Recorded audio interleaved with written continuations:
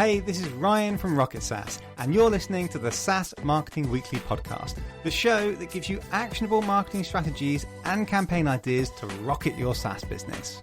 And if you want even more SaaS marketing ideas, go to saasmarketingweekly.com to join my free newsletter. Hey everyone, welcome back to another episode of SaaS Marketing Weekly with me, your host Ryan, the founder of Rocket SaaS. Today, I'm going to be talking to you about how to get people to see your SaaS product earlier on in the funnel. When I take on a SaaS marketing client and I'm auditing their website and their general marketing, I'm surprised at how many of them are not showing off the product efficiently earlier on in the sales process. So I go on these SaaS websites, some of them don't even have any product shots, and the business just looks like some sort of consultancy. Or sometimes there's just like a few screenshots of the product, but I can't really see what's going on with the product because they've just kind of lazily copy and pasted a few screenshots of it. And I find myself leaning forward to the monitor, squinting my eyes, thinking, what is that software? Is that a dashboard? I can't actually read any of the words. It's a little bit blurry. I'm not quite getting it. And that's super common, and it's a huge problem. Why would I book a demo with a SaaS company if I can't get a decent understanding of what the product is, what it looks like, what the features are visually? So that issue is often caused by just a bad website or too much emphasis on copywriting, not enough emphasis on design. Or sometimes people struggle to get their software to look good on their website because their software is quite complicated. And when you're showing software on a website, it's not full screen. You've only got like half the page to really display it. It's a very common problem. So I'll often see SaaS businesses with this problem, and then I'll jump on a call and have a demo of the product. And I'll go, wow, this product's brilliant.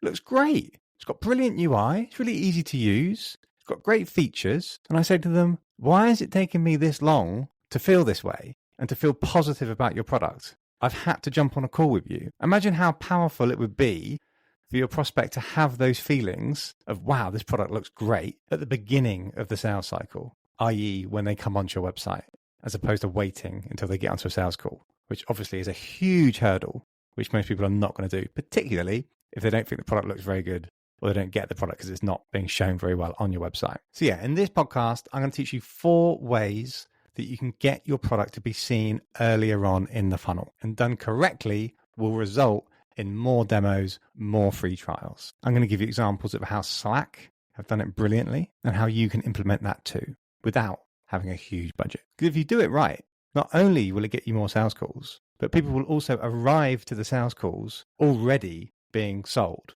They already arrive to the sales call thinking, this product's brilliant, I want it. And your sales team are going to love that attitude when people start arriving, as opposed to, yeah, I'm arriving on this sales call, I'd like to check it out, not really sure what it is or how good it is. So you can imagine huge mental shift, and marketing can hugely help the sales team sort this out. So the first example is to redesign your UI for your website. So as I said earlier, if you just take a screenshot of your dashboard and your feature pages and just lazily copy paste them onto your website, they're probably going to look bad. People are not going to understand what you're trying to get across. People aren't going to be able to read the font. It's going to often look far too complicated and detailed, which is going to scare people off. So you want to take those screenshots and give it to a designer. Now, obviously, you don't want to completely change the UI so it's unrecognizable, and then you're like false advertising to people, but you just want to give it a lift. So things you want to do is strip out the unnecessary detail. That's the first thing you should be looking at. So when you're looking at a screenshot, let's say of your dashboard, you say, what can we get rid of that people don't really need to see when they're just looking at an overview on our website homepage? So you probably have a load of menu items. Get rid of them. Maybe you have a bunch of icons at the top to like log out. Get rid of them. Maybe your screenshot of one particular page has got like quite a lot of words on it that people are just not going to read when they're just glancing at it on the website. Either get rid of that or simplify it into just a few words. So once you've stripped out all the unnecessary, unwanted things, you're left with the things that you want to show people. And then you want to enhance those features. So pumping up the font size is one thing. Maybe introducing some icons or using color to highlight certain things. So the best example of this I've ever seen is the Slack website. So you can go to slack.com and look at how they display their software on their homepage. It's brilliant. So right now I've got two monitors in front of me. I've got the actual Slack software on one monitor, and I've got the way that they display the software on their website on another monitor. And it's similar, but different. So looking at the Slack real software, I'm having a conversation with my colleague. I can see about 6 different messages on the screen. There's lots of long paragraphs. There's a menu on the left-hand side about threads and drafts and channels and apps. There's a bunch of icons of activity and read more buttons, settings, my profile picture, my company icon, a search bar. On the website version, Slack have stripped out half of that. They've reduced the messaging just to be 3 messages between people. They stripped out all the settings and the company icon. They've increased the font size of the messaging. They've changed the boring profile pictures to be really bright and engaging people. And then the magic touch is they've animated it.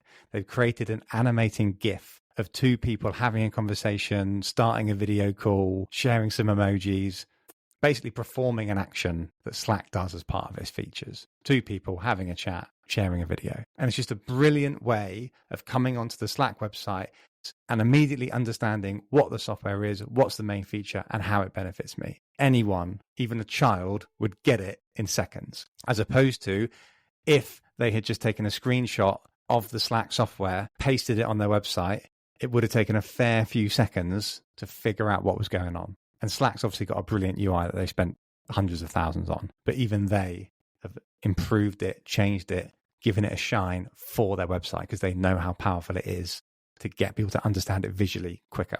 So that's the first one, is to simplify your UI for your website, and bonus points to turn it into an animated GIF. And check out slack.com to see how they do it. And the second one of how to get your product seen earlier on in the sales journey is an interactive demo. I'm having a lot of success with that with my clients at the moment. So an interactive demo, you've probably seen these. It's kind of like a slideshow. So you've got typically sort of 10 to 15 slides. You can't navigate around and click anywhere. You create this journey where people have to click and they have to go. And each time you click on something, a little tooltip pops up and explains what that button is or what that feature is, what that benefit is. So it allows you to click and browse through the product without revealing the full keys to the castle, but just gets you to have a really good feel for the product. And it being a slideshow, you can also edit it, like I mentioned in my previous point of the Slack example. So you can strip out some detail if it is all a bit too detailed. So it allows people to literally interact with a version of the product. And what I love about it is when you get to the end, a little pop-up appears and says, hope you like that quick 60-second tour. If you'd like a full demo of one of our sales team, please click here and book it. So that's a fantastic way to get people to see your product and not just see it, but actually interact with it and therefore get demos. I'm having a lot of success with that with a lot of my SaaS clients at the moment. There's a website called Storylane that essentially do that for you. There's a few different websites that do it. Storylane is the one that a lot of people use simply because of the cost. It's very low cost. It doesn't quite have all the bells and whistles that the other interactive demo tools have, but Storylane for a small SaaS business is usually very good. So start there. Have a look at that. Now, the third way to get your product to be seen earlier on in the sales journey is a Loom video demo. I call it the 5-minute tour. Could even be less. Could even be a 2-minute tour. So basically you or maybe the head of product or the founder of the business just getting on Loom, recording a video of you doing a walkthrough of the product. Now, you sometimes need to be careful with this. I'd A/B test this one because you don't want people just to watch a video and then think, oh, I don't need to book a demo. So you need to be careful where you're revealing not too much, just a quick overview. But if your product is relatively small and simple and not too many features, maybe you might feel this isn't the right tool for you. But I'd A/B test it. If you're the sort of SaaS business that's relatively early stage and you're just not getting any demos, then there's no harm in giving it a go. So record a video using Loom, add it as a menu item, 3-minute tour, 5-minute tour, whatever.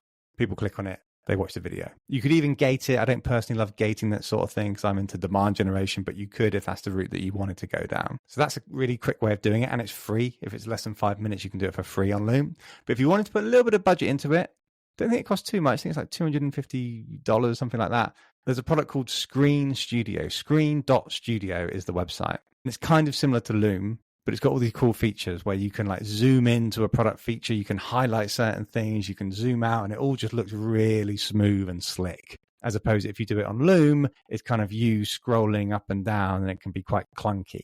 So Screen.studio is like a slicker version of that.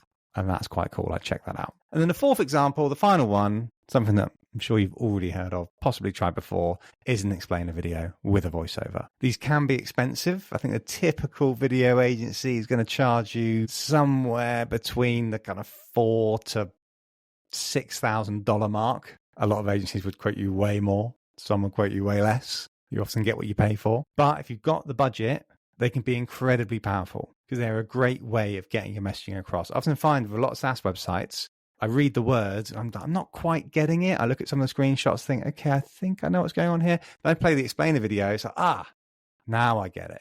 The penny's dropped, and they can look super professional, super slick. So I'd always recommend pretty much any SaaS business should have an explainer video. If you don't have the budget for that kind of $5,000 mark, you can go onto Fiverr. You can find people that are a lot lower cost, but just be wary. You do often get what you pay for. To try and save costs, if you do have a graphic designer in-house, your graphic designer could design the storyboard. You could do the voiceover, and then you hire an animator to make it come to life. And that can be a relatively low cost to get it done. Although with the voiceover, you can hire a really good voiceover artist for $100, and it's often worth it. If you want to see a really good explainer video, one that we made for one of our clients called Trickle, if you go to trickle.works, that's trickle.works. You scroll down on the homepage, you can see a really cool animated explainer video. That's one of my favorites. So that can be a good example that you can give to your video animator to say, I want it to look like this. And you can take inspiration of the script, how it starts addressing the problem, then it gets into the solution, then it finishes with a call to action. There's a certain flow that these explaining videos have to go through. So there you have it. There's 4 different examples of how you can get your SaaS product earlier on in the sales cycle. And if you can do that and you can impress people and make your product really enticing, then you are going to get more people to book those demos to get a proper look at it. So chat to the marketing team, chat to the design team, and get to work on getting that product looking awesome earlier in the funnel. But if you don't have the resources to do those things, check out my agency, rocket-sas.io. Part of how we support SaaS businesses is getting their product to look better. When you hire Rocket SaaS, you get a marketing department, and one person on that department is a designer, and they are specialists at making SaaS products look awesome for the website. And we also have a really great partner that does those explainer videos too. So if you want to get help achieving the things that I've told you today, go onto our website, rocket-sas.io, book a strategy call with me. I'll explain how we can help you. But otherwise, have a great day. See you next week.